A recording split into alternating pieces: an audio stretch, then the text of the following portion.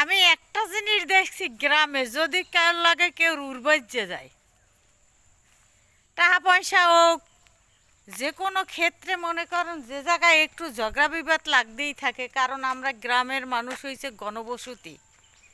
একই একটা বাড়িতে 10টা ফ্যামিলি থাকলে একটু টুকটাক লাগবেই। তারপর হবে কি জানেন, এই যাই এইরকম খারাইবে, খারাইও হনবে, হন্যে তার একটার আর একটা এইরকম টিপ দেয়, চোখ দেয়, চোখ মারে, ইশারা দেয়, এমনে সাক্ষী দেয়, হেমনে সাক্ষী দেয়, যেন কার্ড ঠিকঠাক মতন লাগে, হেয়ের পর যেন কেন্নি একলা লাগে। তো এই যে গ্রামগঞ্জে কিছু মহিলারা আছে, কিছু সংখ্যা মহিলা আর কিছু সংখ্যা 13 নাম্বার বাঞ্চত আছে, বুঝছেন। এরা মনে করেন কাল লাগাইবে কেমনে এই চিন্তা ভাবনা, কিন্তু ছুডনের চিন্তা ভাবনা এদের মাথার মধ্যে কারো নাই।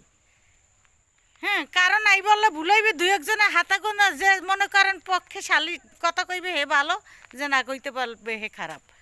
তা এই সমস্ত মানুষ, বুঝছেন, শহরে থাকি, মহা শান্তিতে থাকি, উপর থেকে নামে নিচে একটা মানুষ দেখি না, দারোয়ানের লগে দেওয়া হয়।